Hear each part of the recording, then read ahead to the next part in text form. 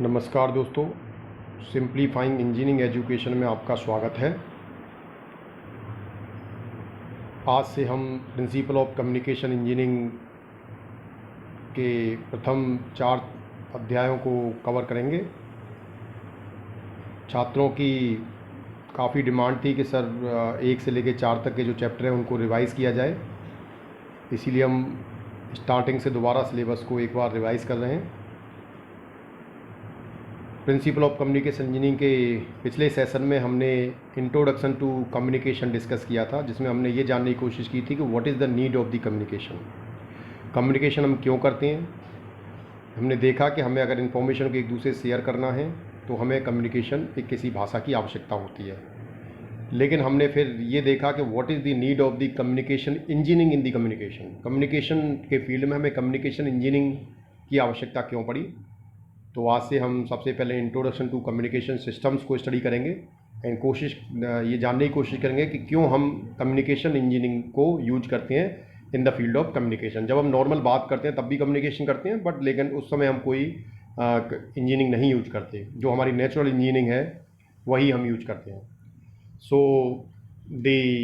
Before starting the communication system they are some, जैसे कि हमने डिस्कस किया था कि हमें कम्युनिकेशन इंजीनियरिंग यूज करने के लिए ट्रांसमिट करना पड़ता है सिग्नल को।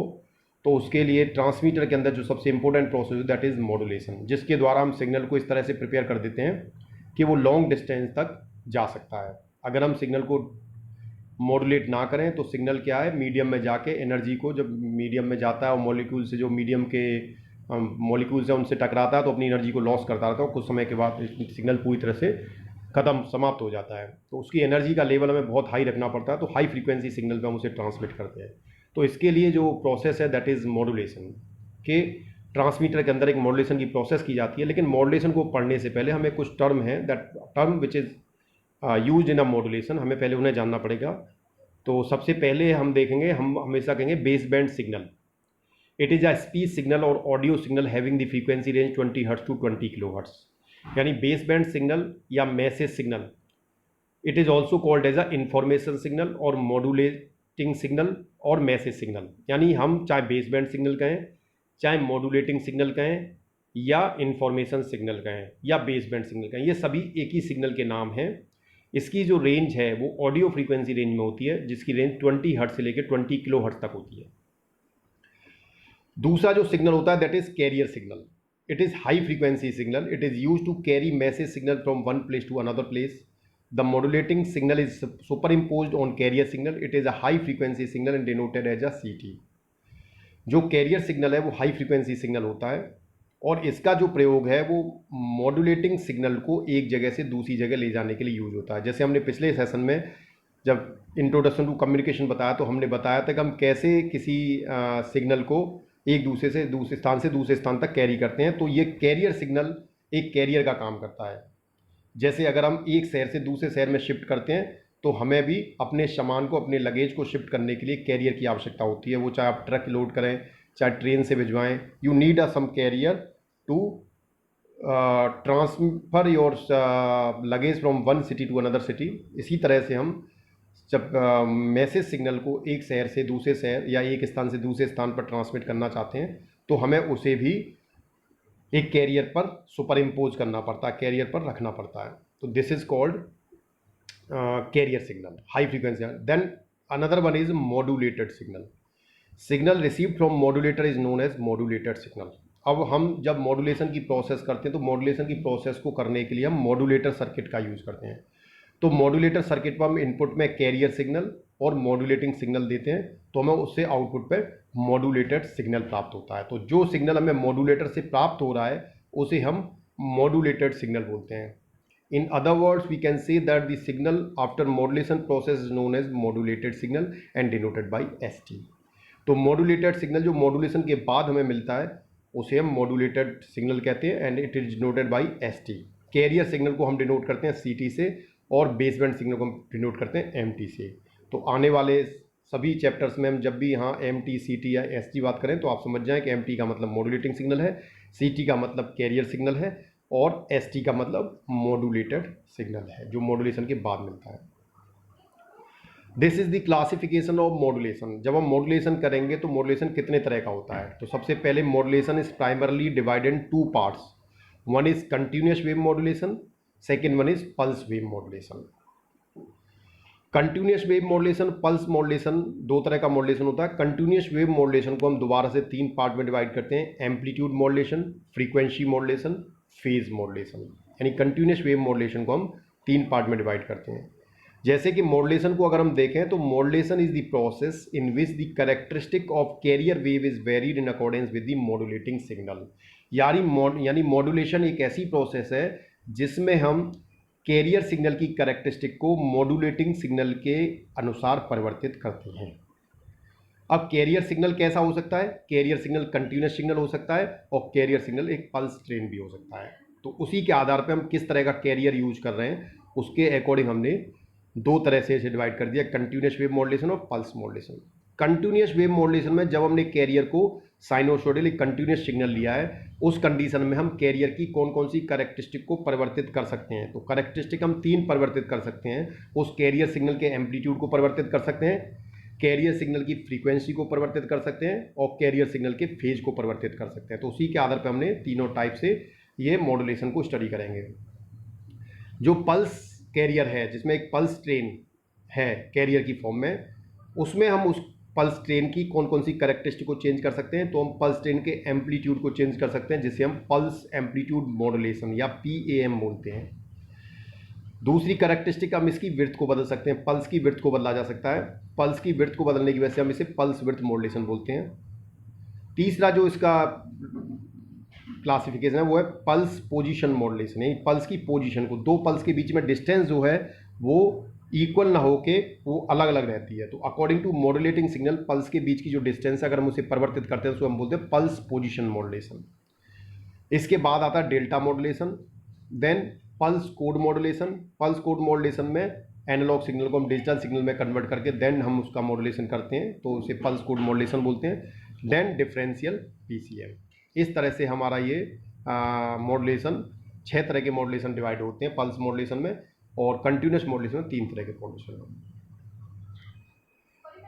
उसके बाद जब हम मॉड्यूलेशन कर देते हैं सिग्नल का तो then will transmit this signal by the transmitter. Medium में हम इसे ट्रांसमिट कर देते हैं। पिछले सिग्नल में लेक्चर में हमने देखा था कि कम्युनिकेशन सिस्टम का ब्लॉक डायग्राम देखा था जिसमें ट्रांसमीटर से सिग्नल ट्रांसमिट होता है, चैनल में जाता है, चैनल के बाद वो रिसीवर पर रिसीव होता है।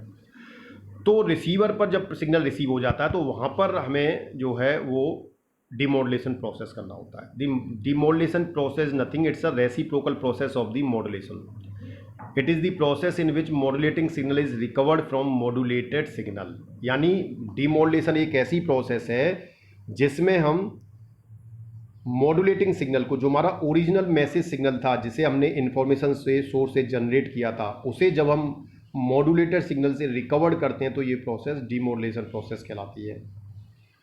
जैसे हम मोबाइल फ़ोन से बात करते हैं तो हमारे मोबाइल के अंदर ट्रांसमीटर और रिसीवर, ट्रांस रिसीव दोनों होते हैं। जब आप बोलते हैं तो आप एक इन्फॉर्मेशन सोर्स की तरह काम करते हैं। उस सिग्नल को आपके मोबाइल फ़ोन का माइक रिसीव करता है और एक इलेक्ट्रिकल सिग्नल में कन्वर्ट करता है। देन ये इलेक्ट्रिकल सिग्नल बाद में मॉड्यूलेटर के द्वारा मॉड्यूलेट होता है और मॉड्यूलेट होने के बाद ये ट्रांसमीटर के द्वारा मीडियम में ट्रांसमिट कर दिया जाता है। दूसरी तरफ जिस व्यक्ति से आप मोबाइल पर बात कर रहे होते हैं वो सिग्नल उसको रिसीव होता है उसके फ़ोन के द्वारा। जब वो रिसीव होता है, क्योंकि आपका सिग्नल जो ओरिजिनल सिग्नल था उसे कैरियर सिग्नल के ऊपर सुपर इम्पोज कर दिया गया था, तो दूसरी एंड पे जो व्यक्ति बात कर रहा है वो उस सिग्नल को उस फॉर्म में नहीं समझ सकता, तो उसे हमें ओरिजिनल शेप में लाना पड़ेगा। तो डिमॉड्यूलेशन प्रोसेस रिसीवर पे होगी। देखिए, demodulation process is the process in which modulating signal is recovered from the modulated wave. जो मॉड्यूलेशन के बाद हमें सिग्नल मिलता, जैसे हमने चैनल में ट्रांसमिट किया था, उससे हम सिग्नल को सेपरेट कर लेते हैं। नीड ऑफ मॉड्यूलेशन, ये मॉड्यूलेशन, डिमॉड्यूलेशन, ये सारी चीज़ें आने वाले अध्यायों में हम 1 बाय 1 सारे अध्याय स्टडी करेंगे। लेकिन उससे पहले हम ये देखते हैं what is the need of modulation. हमें मॉड्यूलेशन की ज़रूरत क्यों पड़ी। तो we need a large height of antenna for transmitting signal. Unmodulated signal, अगर हम सिग्नल को मान लीजिए ट्रांसमिट नहीं कर, अगर हम मॉड्यूलेटिंग सिग्नल को, जो मैसेज सिग्नल है उसे मॉड्यूलेट नहीं करते, उसे हाई फ्रीक्वेंसी सिग्नल के साथ सुपर इम्पोज नहीं करते, तो क्या होता? तो उस कंडीशन में हम देखें तो हमें पता है lambda is equal to c by n. Lambda is a wavelength, n is a frequency, c is a speed of light. तो यहाँ पर अगर हम लैम्डा की वैल्यू निकालें तो हमारे पास फ्रीक्वेंसी, अगर हमने मॉड्यूलेटेड सिग्नल, जैसे जो मॉड्यूलेटिंग सिग्नल है उसकी फ्रीक्वेंसी हमने कहा था 20 हर्ट्ज से लेकर 20 किलो हर्ट्ज के बीच में होती है, तो हम एक average frequency f is equal to 5 kilo hertz की मान लेते हैं। तो लैम्डा की जो वैल्यू है वो 3 by n, n is a frequency, तो यहाँ पर lambda 3 into 10 to the power 8 upon 5 into 10 to the power 3 metre, यानी लैम्डा इज अ वेवलेंथ। तो सबसे पहले हम वेवलेंथ कैलकुलेट करते हैं। तो अगर मैं सिग्नल को मॉड्यूलेट नहीं करता तो उस समय मेरे सिग्नल की जो वेवलेंथ है वो 60,000 मीटर आएगी। और हम ये जानते हैं कि एंटीना की जो हाइट होती है वो वेवलेंथ का 1/4 होती है। अगर वेवलेंथ जितनी होगी उसका चौथाई 1/4 एंटीना की हाइट होनी चाहिए उस सिग्नल को रिसीव करने के लिए।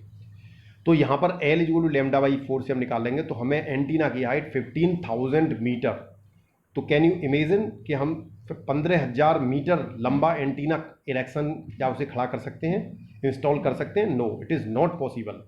हम इतना लंबा एंटीना लगा ही नहीं सकते। तो अगर सिग्नल को मॉड्यूलेट नहीं करते हैं तो उस अनमॉड्यूलेटेड सिग्नल को रिसीव करने के लिए मुझे 15,000 मीटर हाइट के एंटीने की जरूरत पड़ेगी। Now let the frequency of modulated signal is 10 megahertz. अब हम मानते हैं कि हमने सिग्नल को मॉड्यूलेट कर दिया, हाई फ्रीक्वेंसी सिग्नल पर सुपर इम्पोज कर दिया। तो अब उस सिग्नल की फ्रीक्वेंसी, मॉड्यूलेटेड सिग्नल जिसको हम ट्रांसमिट कर रहे हैं उसकी फ्रीक्वेंसी होगी 10 megahertz. So the length of the transmitting antenna is, फिर निकालेंगे तो कितना होगा, lambda is 3 into 10 to power 8 upon 10 into 10 to power 6 metre, 30 metre. तो L is lambda by 4 7.5 metre, यानी कि हम 7.5 मीटर की हाइट की तो एंटीना लगाया जा सकता है। तो इट इज़ पॉसिबल। तो एक तो रीज़न ये हो गया कि अगर हम सिग्नल को मॉड्यूलेट नहीं करते तो हमें एंटीना की हाइट बहुत ज़्यादा चाहिए। This is the one drawback of the, अगर हम मॉड्यूलेट नहीं करते। तो मॉड्यूलेशन की एक एडवांटेज हो गया, एंटीना की हाइट बहुत कम हो जाती है। The signal obtained from different transmitter will be mixed up with each other if transmitted without modulation। अगर हम सिग्नल को मॉड्यूलेट नहीं करते तो लगभग ज़्यादातर सिग्नलों की फ्रीक्वेंसी पास रहेगी, और डिफरेंट सिग्नल जब डिफरेंट ट्रांसमिटिंग स्टेशन से आ रहे हैं और उसे हम मॉड्यूलेट नहीं कर रहे हैं तो सारे सिग्नल एक दूसरे में मिक्स होने का चांस रहेगा। मैं क्योंकि 5 किलो हर्ट्ज पे मान लीजिए मैं बोल रहा हूँ, कोई दूसरा व्यक्ति भी 5 किलो हर्ट्ज पे बोल सकता है, उसकी भी फ्रीक्वेंसी इतनी हो सकती है, किसी तीसरे की भी हो सकती है, तो उसमें मिक्स जो सिग्नल है वो मिक्सअप हो जाएंगे। तीसरा जो रीजन है, by the antenna and wave propagation theory the radiated power by the antenna is inversely proportional to the square root of wavelength. यानी जो रेडिएटेड पावर है वो वेवलेंथ के स्क्वायर रूट के बराबर होती है। अगर वेवलेंथ आपकी बढ़ेगी तो रेडिएटेड पावर कम होगी। तो ये भी एक ड्रॉबैक है इसमें, अगर आप मॉड्यूलेट नहीं करते उसको तो आपको रेडिएटेड पावर कम मिलती है क्योंकि वेवलेंथ ज़्यादा होती है उसमें। We need more power to transmit unmodulated signal. तो अनमॉड्यूलेटेड सिग्नल को ट्रांसमिट करने के लिए हमें ज़्यादा पावर की जरूरत होगी। It lose their power when it propagates in the medium. क्योंकि जब हम अनमॉड्यूलेटेड सिग्नल को मीडियम में ट्रांसमिट करते हैं तो इसमें क्या है, इसकी पावर इतनी ज़्यादा नहीं होती, तो ये मीडियम में क्या होगा, पावर को लूज करेगा और कुछ समय बाद इसकी पावर जो है समाप्त हो जाएगी। Multiplexing is possible only due to modulation. जब मॉड्यूलेशन करते हैं तो हम मल्टीप्लेक्सिंग भी कर सकते हैं, यानी कि एक से ज़्यादा सिग्नल को एक ही चैनल पर भेजा जा सकता है। Because different signal can be transmitted at different frequency, it reduces the interferences. जब हम बहुत सा मॉड्यूलेशन कर देते हैं तो हम डिफरेंट सिग्नल को डिफरेंट फ्रीक्वेंसी पर ट्रांसमिट करते हैं। तो इसकी वजह से जो सिग्नल्स के बीच में इंटरफ्रेंसेज है, जो नॉइस आता है, एक दूसरे से डिस्टर्बेंसेज आते हैं, वो जो है समाप्त हो जाते हैं। The audio frequency range has limited frequency range, यानी ऑडियो फ्रीक्वेंसी की जो रेंज है 20 हर्ट्ज से लेकर 20 किलो हर्ट्ज के बीच में होती है। So it is not possible to transmit all the signal in the frequency range, यानी इस फ्रीक्वेंसी रेंज, इतनी कम रेंज के अंदर सारे सिग्नल्स को ट्रांसमिट करना इम्पॉसिबल होता है। Thanks for watching the video. अगर आपने अभी तक चैनल को सब्सक्राइब नहीं किया तो कृपया चैनल को सब्सक्राइब करें और नीचे बने बेल आइकन को दबाएं जिससे आपको लेटेस्ट अपडेट